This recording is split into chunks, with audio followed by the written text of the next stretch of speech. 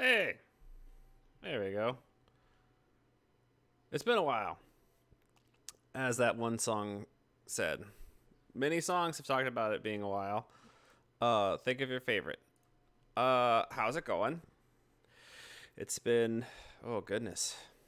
I don't think I've done one in July, so at least a week. Probably 2 weeks, maybe closer to three. It's been busy. Summer semester is packed with stuff. I'm only doing this one because I'm putting off writing exam two for the summer semester. But I had, so I guess in reverse chronological order, there was the fourth. Last week was finally my father's funeral, which was nice. It was good. It took a long time for it to be anywhere close to, I guess, allowed. But it was a much needed thing for my family.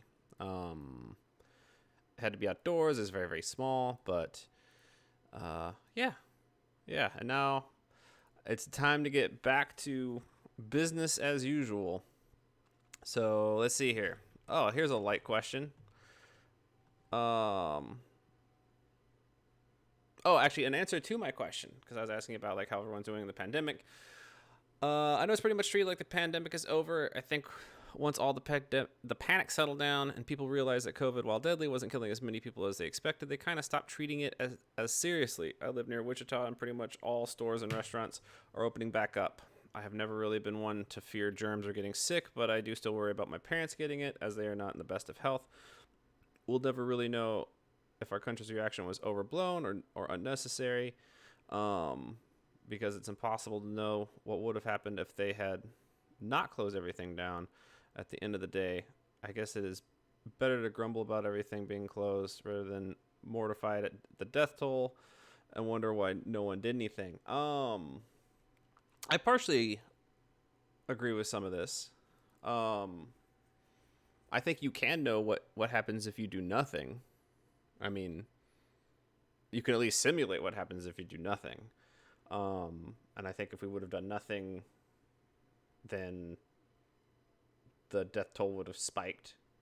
Overall, I mean, like if it's just a percentage chance, maybe overall numbers of deaths don't shift radically. But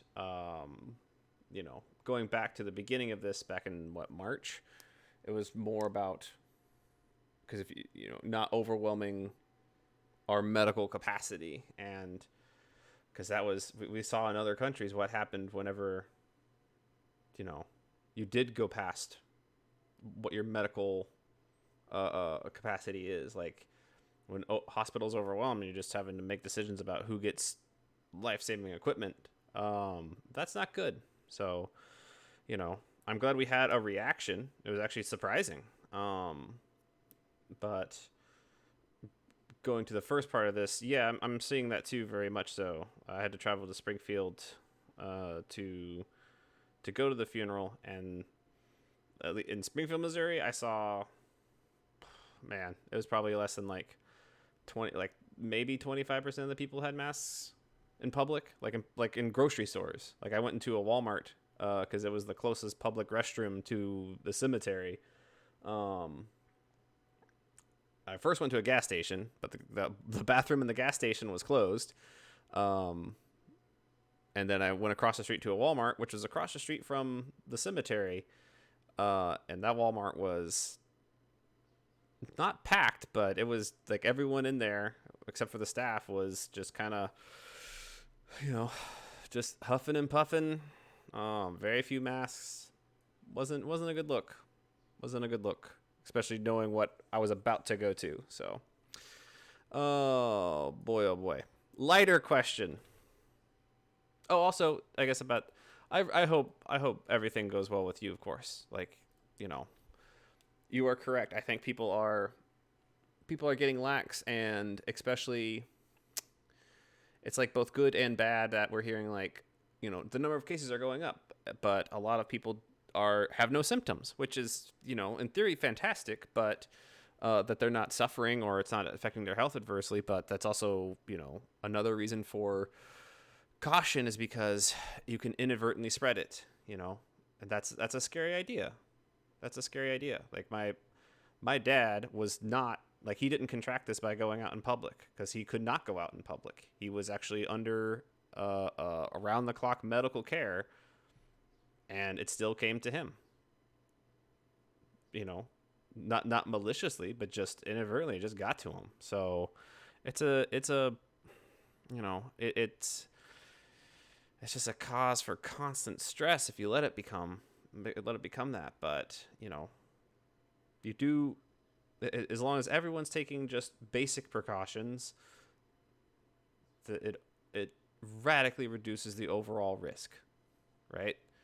You know, the theory is, if everyone just social distances and wear masks in public, then we can slow the spread to the point where just natural immunities and eventual vaccine hopefully just sort of beat this thing with minimal health risk and health, you know, like deaths and things like that. So but yeah, it's tough to tell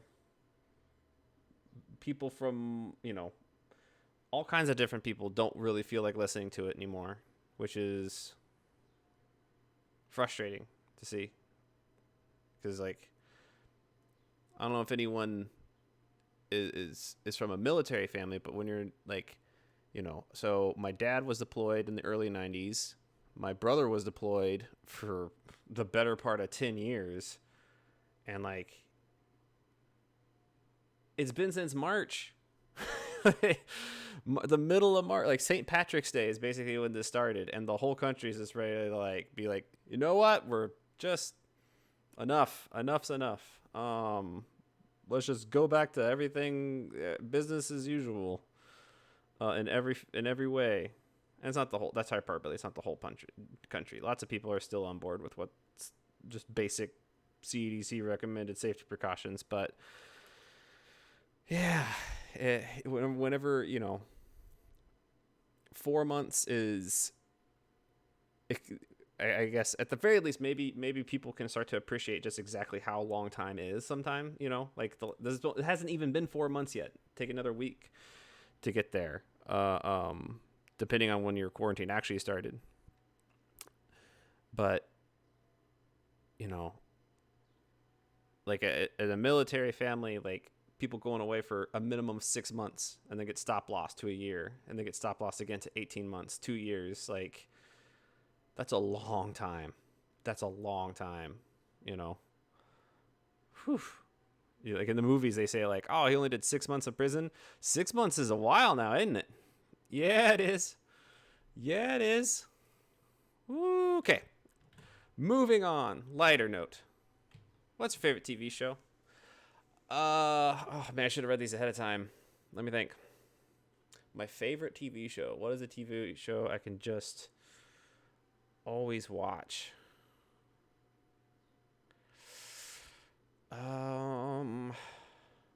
TV show.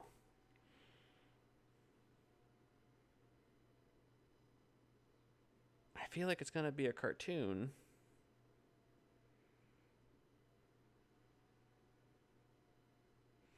I mean, I guess, I don't know. I can't, it's hard to order them. TV shows I really, really like. And I'm going to forget some. I know I will. So I really, really liked, I guess,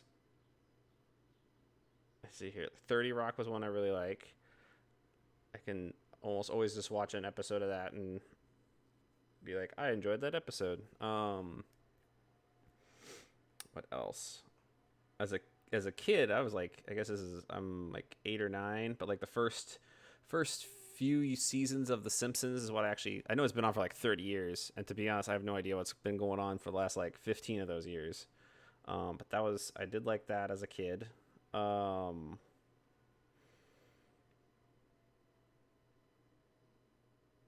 I guess if I just had to like pull one out of a hat right now, I'd probably say 30 Rock. That was a good show. Anything obscene in this one? I don't think so. Have you ever seen the movie Wet Hot American Summer? Truly a masterpiece of a film, but all my friends hate it. Haha. Because regardless, I still try to force But regardless, I still try to force many people to watch it because it's my favorite. I have seen it and I do enjoy it. And it was a movie I watched for the first time in college, and it was a great college movie to see. Uh, yeah, it was really good. It had, not everything in there aged appropriately or aged well, I guess, in terms of appropriateness, but um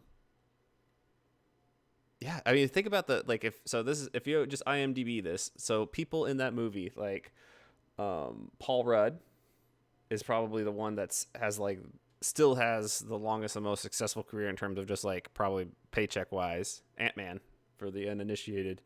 But yeah, he started back. This was his first film. I think his first film was like Halloween 6 maybe.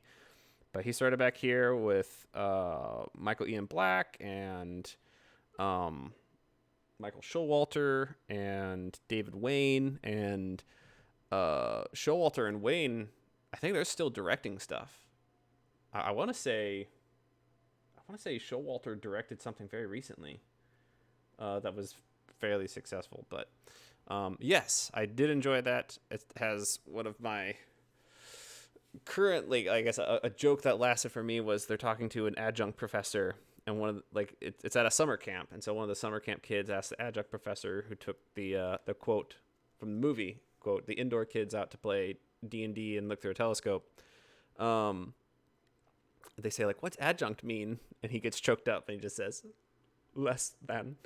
that's hilarious.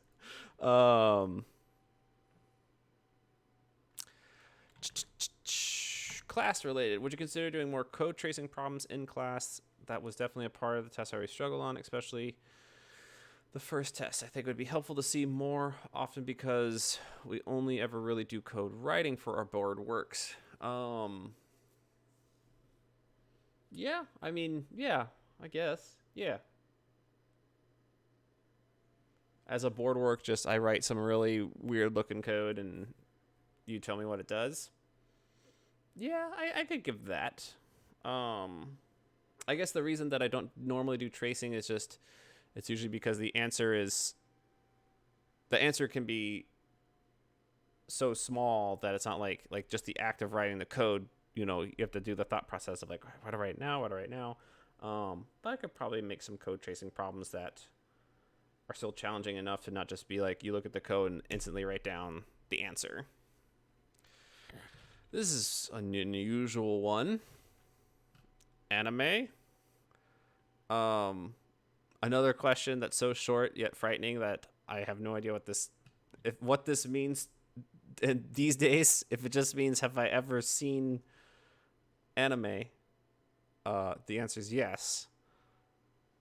And I guess if you're asking for a brief history of my experience with it, it was my best friend, I guess still, but in high school is when this was happening for me. So late 90s.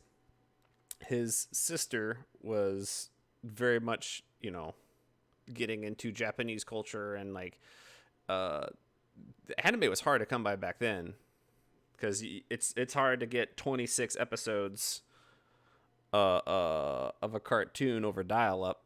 So you actually had to like import it or go to weird stores that had VHS tapes of it, or find someone with a bootleg copy of it or something.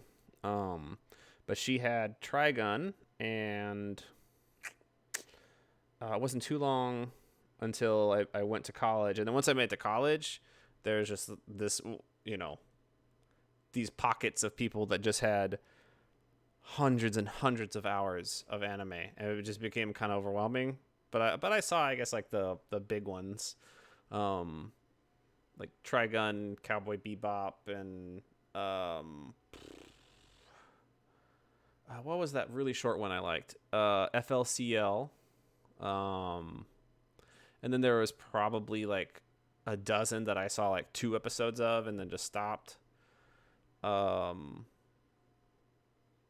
Does this like the I forgot his name, Spirited Away and Howl's Moving Castle, Like that all counts, but I don't know if that is what people think of when they think just anime. But those are also some really good movies. So that's your anime answer. What does this say? What is this? Could you, should you, consider doing some kind of live stream, Twitch stream? Would be easier to have a conversation on certain topics such as CS, fall semester, etc. Um, I don't even know if I'm allowed to do like a Twitch stream. Um, it would probably have to take place on Zoom. It's just the problem becomes whenever there's 100 people or 100 people plus in, and this is just like normal, like if you've been in 168 before, that's just like normal size for a lecture, somewhere between easily 50 and then the north end of that is like 100, 120. Managing that is very, very difficult from just a video conference. It almost just devolves back into me just making a video that 100 people are just watching live.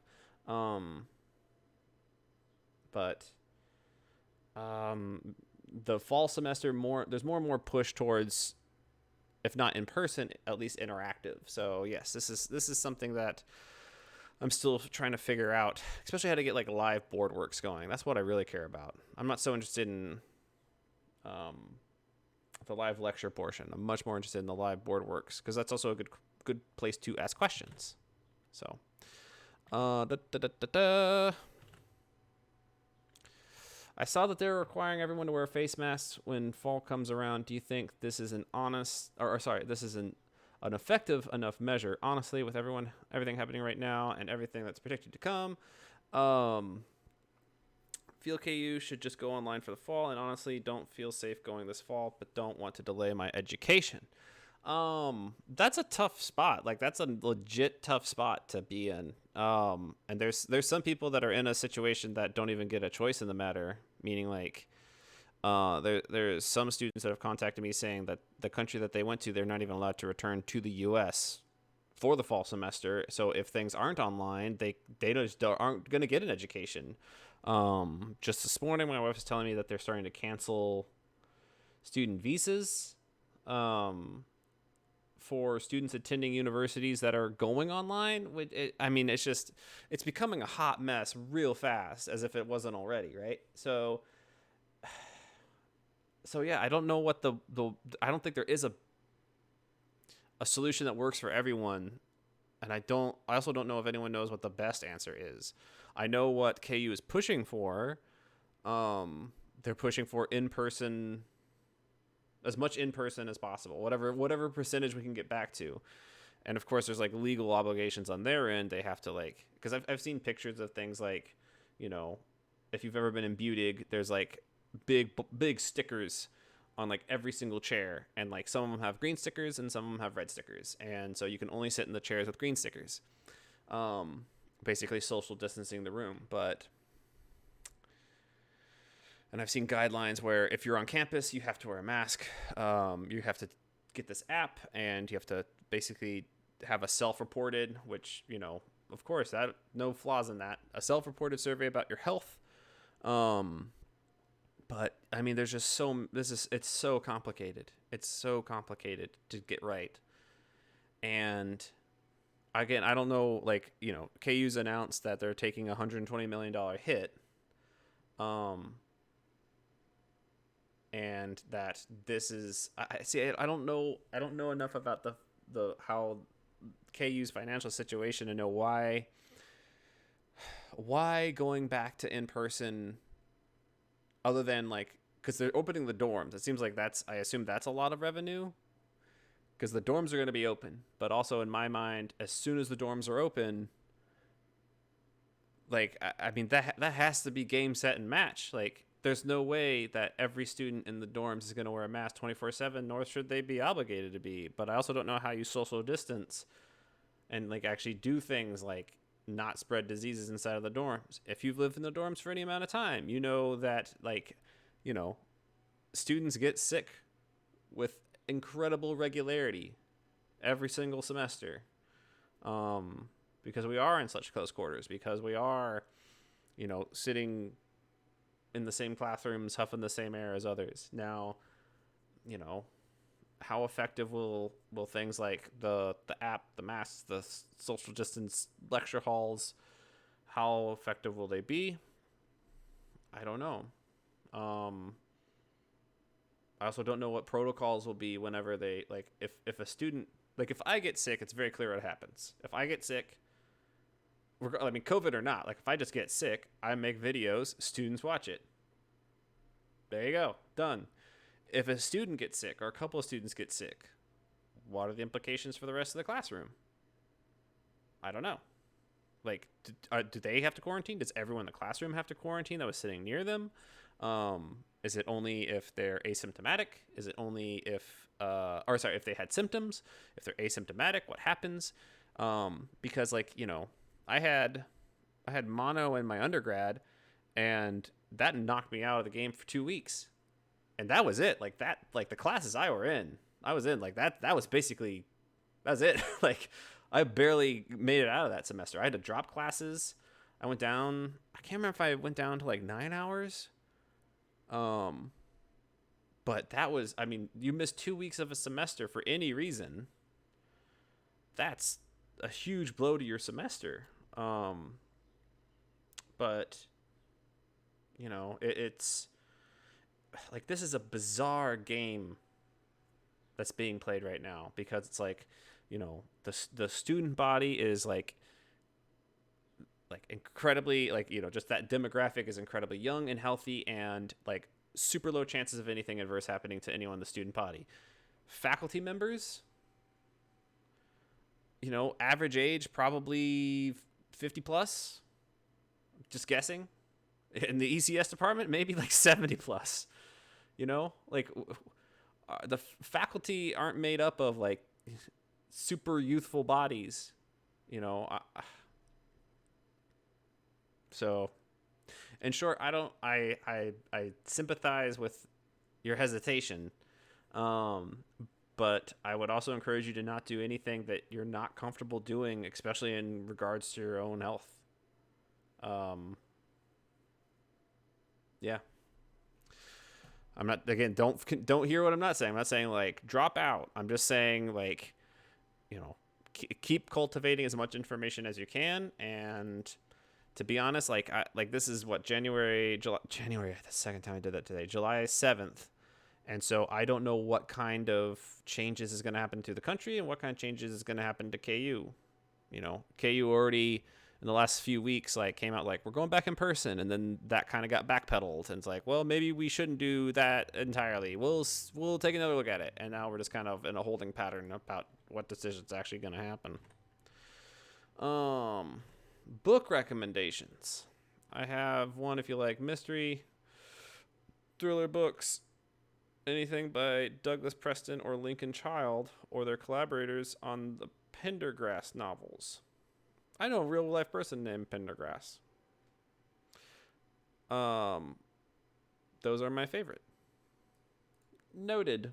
My free time is spent right now, anyways, thanks to the Steam summer sale, playing a whole bunch of really old adventure games. So, and there many of them are horror and mystery themed. I noticed you're the advisor for KU Tabletop Gaming Club, but I've never heard you or any of the members mention that. What does this role entail? I'm the advisor of many things, and in most of my capacity, I'm a name on a forum. I've never really, like, the only time I've interacted with their officers was like through email. I kind of just let the clubs that I'm the quote unquote advisor of just run autonomously.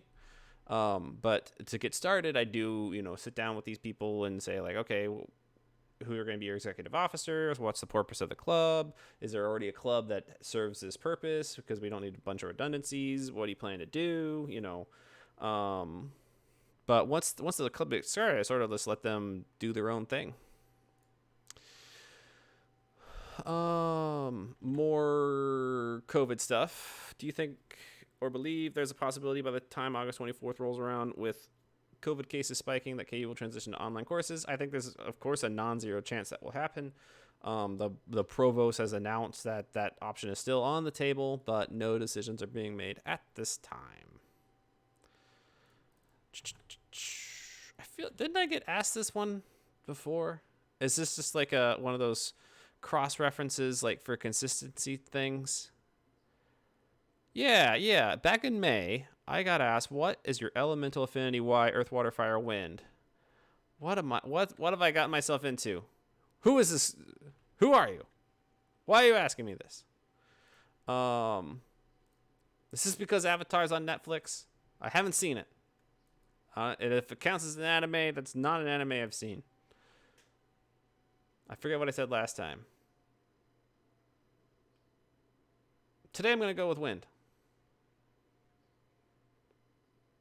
Yeah, it's really hot out. I think I'd like to control the wind.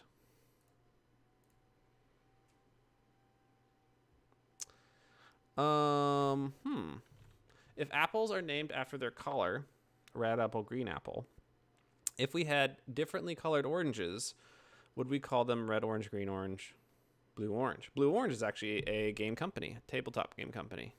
I own a couple of Blue Orange games. I think they published King Domino, if I remember right.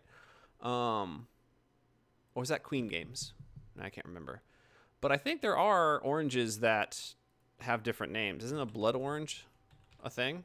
Yeah, blood orange. It actually has a super dark red. Oh man, what are the names of those little pods that like the actual like the part of the orange you eat? How it's like actually partitioned into individual sections. I don't know. Not just a slice, because that's like has the skin on it, but whatever the pulpy juice sack that you pull out of an orange and eat, it looks dark like blood. So there are different oranges. Let's see here. I really enjoyed your tier making for the Resident Evil games. Would you consider mixing in some other tier rankings in future Quarantalks? Well, this is a future Quarantalk. And you give me such as programming languages, Marvel movies, condiments, or something you find interesting.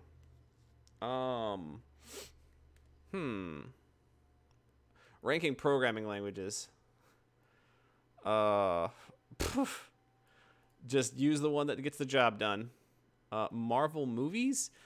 I mean, I guess I picked that Spider-Man 2, which I don't even know if people count that even, because that's like when that come out. Spider-Man 2 came out like 2000 something.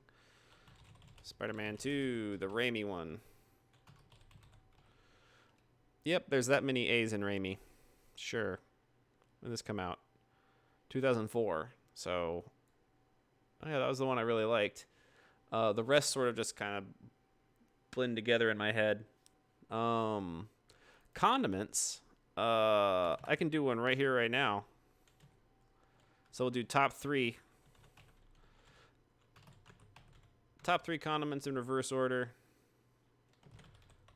Ketchup.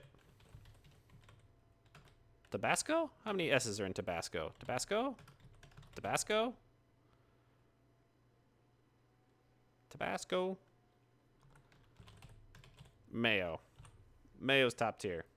And this is really close for 2 and 3. It's just that I have so many potato related foods that I like. Fries, mashed, tater tots, mashed, hashed, double baked, potato skins, and I would always prefer Tabasco over ketchup on those. And then mayo, I will put mayo on just about anything. It can become a significant portion of a meal if I let it. Like chicken salad, that thing's half mayonnaise. There's an incredible amount of mayonnaise in that chicken salad. Oh man, mayo is just where it's at for me. You want a secret? You just take a huge slab of mayo and just sprinkle some garlic powder in there. Maybe some onion powder.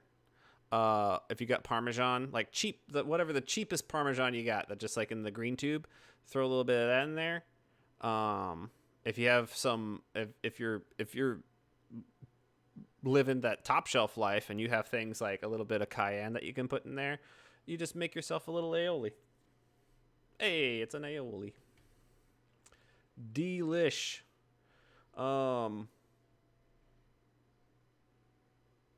Yeah. I'd probably do some board game recommendations or tiers or whatever. But just straight up ranking, this is one I don't even have to think about. Mayo.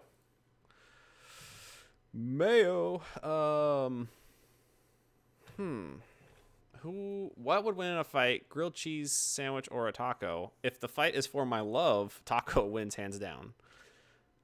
If we're talking about two sort of like golems, one made out of a cheese sandwich, one made out of a taco, the cheese sandwich would golem would win, just because it has a much easier time maintaining shape and form. Like have you ever just taken a taco and tipped it any direction other than like that one perfect direction it's supposed to stay? Its guts fall right out. But if the fight is over what I get to eat, taco wins. But crunchy. I'm actually not a soft taco fan. More video game questions, unless this is just a preamble to something horrible. Nope, never mind. It's okay. It's legit. Okay. It was implied by your good opinion. I think that's a compliment. Thank you. But did you buy the Resident Evil 3 remake? I did. If so, which I did, are you aware of its multiplayer mode, Resident Evil Resistance? I am. It is an asymmetrical multiplayer game where a single player called the Mastermind basically dungeon masters a team of 4 other players called the Survivors through a course similar to RE2 and RE3 games. What are your thoughts on that?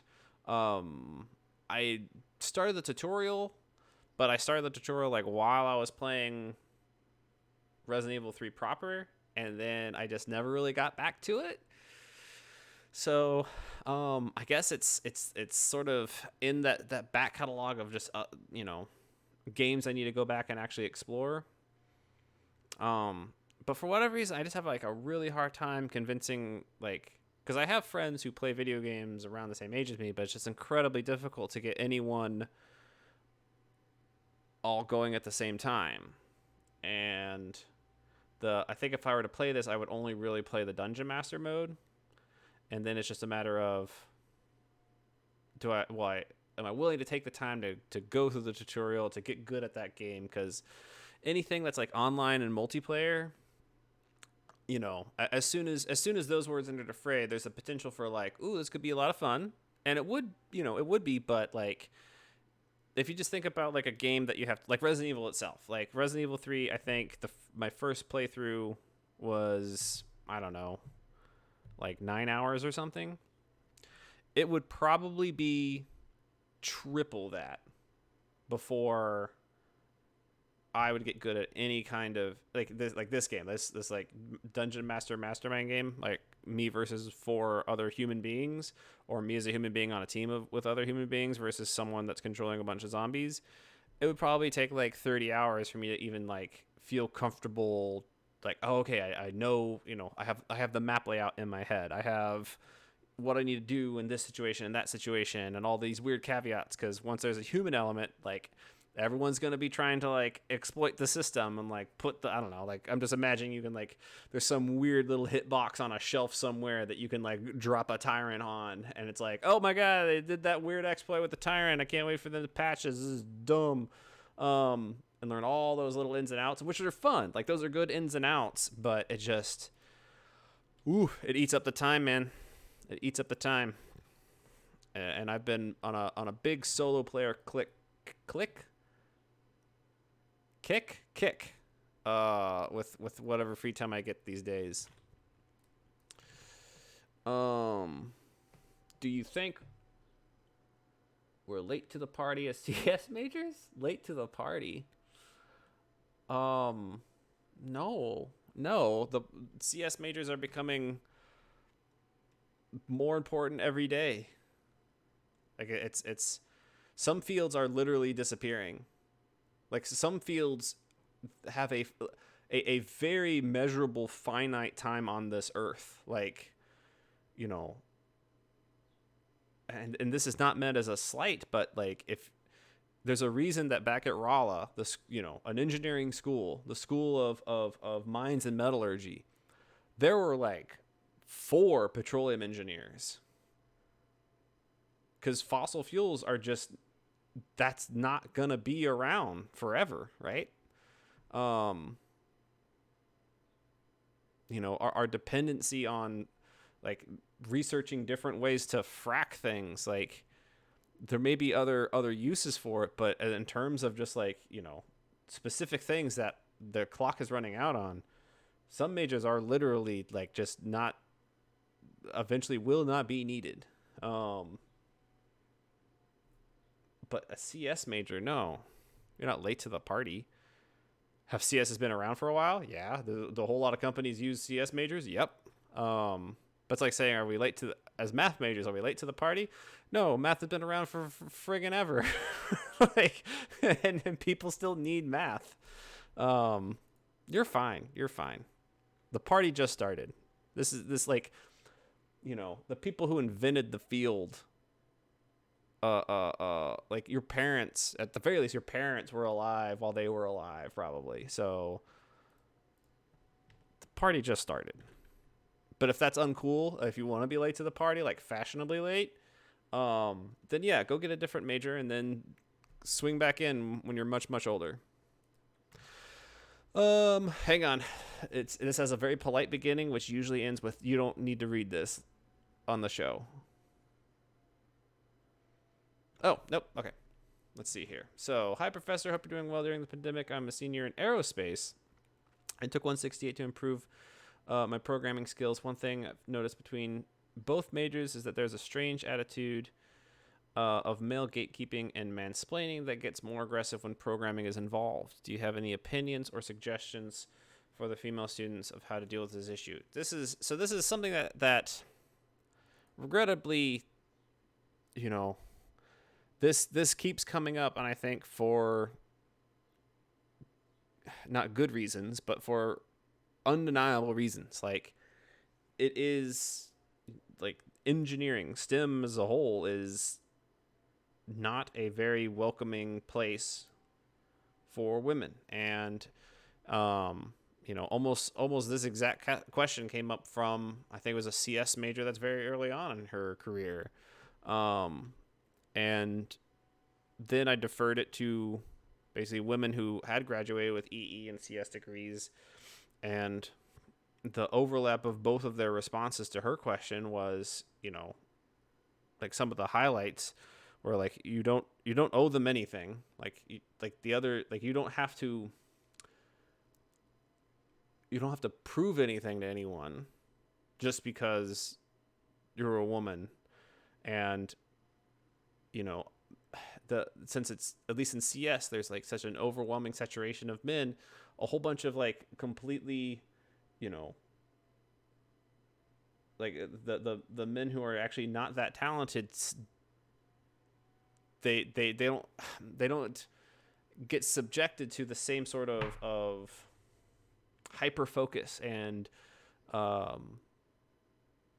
you know, intense criticism, because as soon as there's like some sort of you know, a unique demographic coming in, like a woman, now all of a sudden it's like, well, let's see if women, just like this, if women have talent, and now it's like based on a person's performance, which of course is just, you know, going back to math majors, we know that is just objectively poor science. That's just a poor way of thinking, to lump that sort of responsibility on any one individual.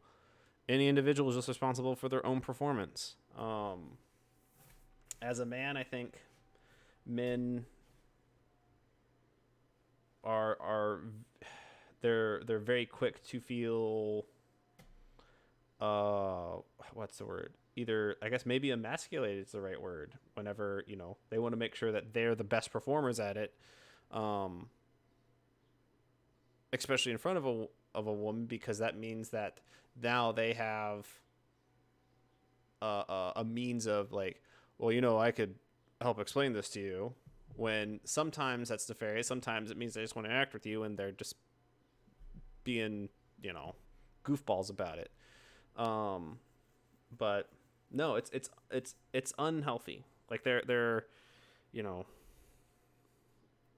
it's, I don't know what the solution is. I can tell you that, I can tell you what the women I talked to told me, that, one, if you want me to, I'm happy to put you in touch with them so you can actually have a conversation with peers, as opposed to another white man having to, you know,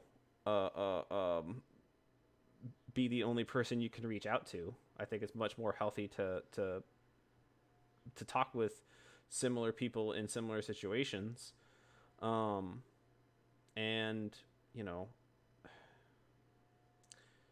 there's probably a certain side of this. Like, I bet there's some pocket of men that may be listening right now saying like, no, not all men do this, which is a very common thing. Like, not all men do this thing.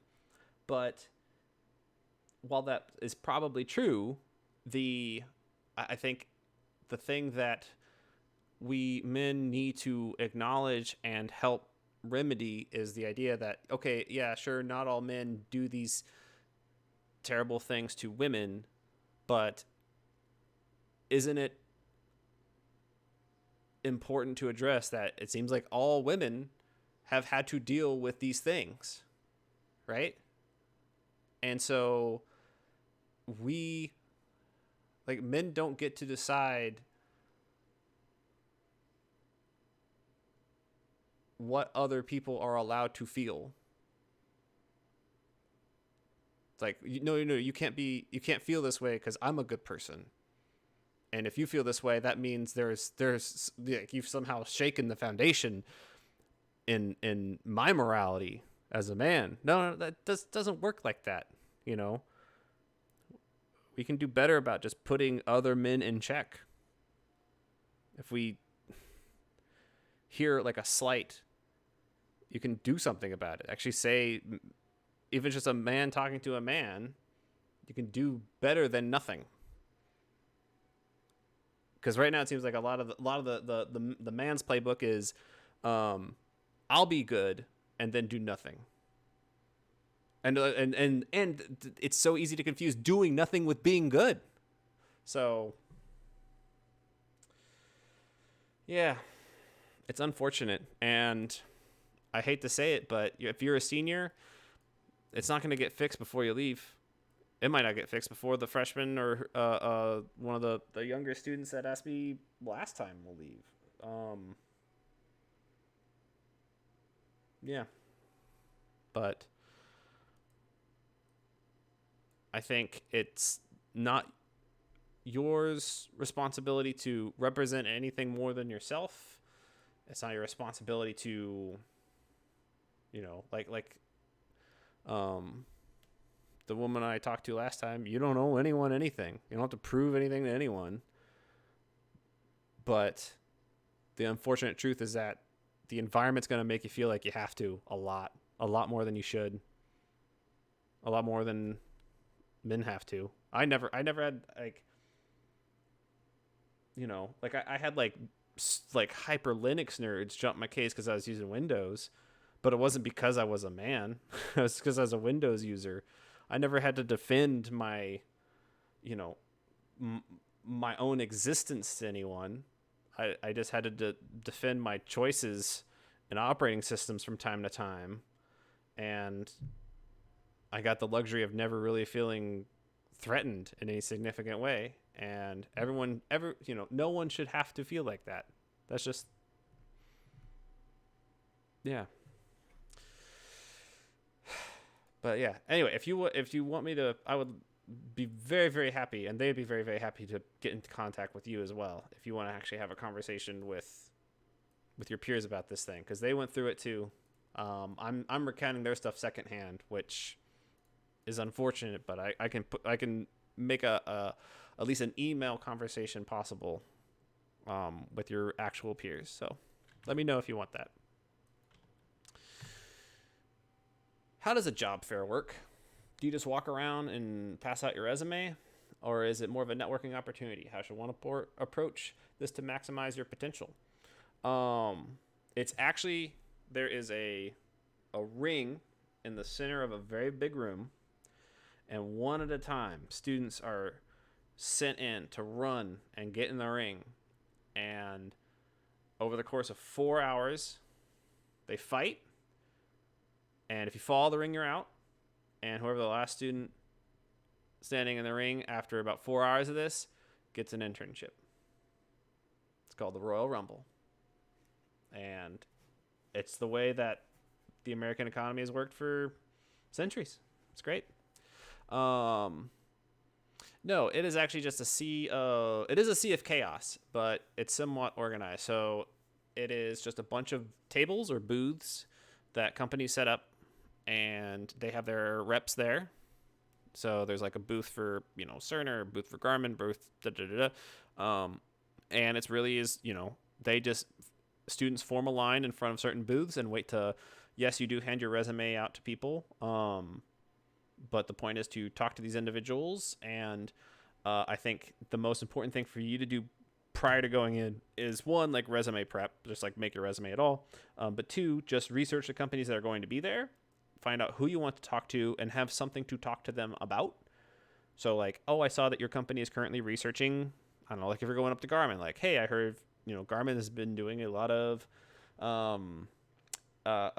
embedded exercise wear, things like, sort of Fitbit level stuff. Look up some of that and see what direction a company's heading, and have a conversation ready. It's not good for either party if you just walk up there and then you say like, so what's Garmin do? What's your deal? Treat it like an online date. You look at their interests, look at the songs they like. It's like, oh, you're into Weird Al too? Let's do this. I liked his older material, but his parody of Happy was also very enjoyable. So the best thing you can do is narrow down your list of companies that you actually want to go interact with to just like, just a handful. Find clothes that you're comfortable wearing in some manner, not like just t-shirt or PJs or nothing, but like just clothes that don't make you feel weird, which I know most suits do. But most importantly, just research companies, see who's going to be there, and see which ones they actually want to talk to, and have something to talk to them about. Man, oh man, does KU communicate with professors about their plans for dealing with coronavirus? It seems that they don't actually have any plans. They're just making things up as they go along. I would think that they would have a contingency plan for what scenarios would cause other campuses to shut down. Do they? I'm here to spill the beans. Here's the truth. No, the truth is that I find out things that at the same rate as the public. Sometimes I'm actually lagging behind because I don't read all my emails. But no, I mean, like, I'm not behind the closed doors. That's for like the provost, chancellor, vice provost. That's like way high up. Are they making up as they go along? They are, but they actually are following, like they are looking at and adhering to CDC guidelines, and they actually have done a lot of actual like physical work on campus to like morph classrooms and that kind of thing. Money has been spent on protective gear. I haven't received any of this because I haven't been to Lawrence since March, but a lot of, it's not just aimless. They're not just shooting in the dark about what is going on. I think it's more, it may seem that way just because there's certain people that have aspirations of one outcome, like in-person lectures, and then a reality of like, well, that still sounds very scary to a lot of people with good reason. And no one, like, unless they just made the call, like KU has decided that even though it may not be a big risk, we're just going to not risk it at all, and we're going to go online. If they made that call, I think that would be the only thing they could do that would actually have a surefire outcome, because we have seen that before. We saw, like, okay, we can actually finish a semester like that. Now, when that happened, a lot of classes just got canceled, just straight. Like, there were courses that just could not finish because of what happened, like some chemistry courses I heard from students. CS majors, at least our CS classes, I know I can teach every class I've ever taught, which is 168, 268, and 448. I could do those all online. If the call gets handed down that that's what we're going to do, then that's what we'll do. Otherwise, I don't know how long they're going to wait to make the call.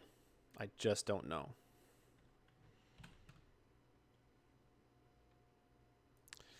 What's this? Could you please still record your lectures for 168 and 268? I think I learned a lot from your lectures, and I would like to learn Python too. Side note, I'm an EE. I don't get enough time to learn it online. Also, I'm very interested in programming, as I have taken 168 and 268. I'm not sure I follow this part.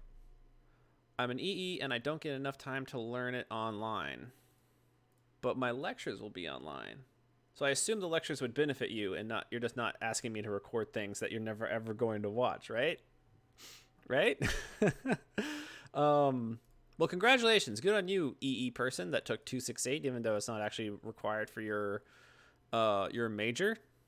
I'm not sure if that's bravery or stupidity, but I'm proud of you. There's only one other EE I've ever known to voluntarily take 268. And yeah, that's a courageous act. To be honest, this might just be the way it has, like, no favors required. This just might be what next semester takes on, or the shape it takes.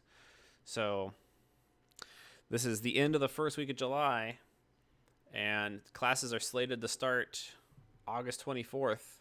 So, man, oh man, we'll see. We will see. I guess in a completely unofficial, self-reported way, I am curious what shape student, like, if you're here and you're within the sound of my voice, I'm curious what you want to have happen. Do you want to go back? Do you want it to just be online? Do you want to mix? Do you want it to be like, well, how about video lectures, and then, like, the classrooms are, like, split so that, like, half the people meet on a Tuesday and the other half meet on a Thursday, and that way we have plenty of room, but we can still see the professor? Or I just want Zoom calls, but I want them to be live. Like, I to be honest, I have no idea what students actually want. I'm sure that KU's done a survey on this, but I have no finger on the pulse of that kind of thing. From my chair, all I want to do is just mitigate risk for everybody. And whatever form that takes on, great.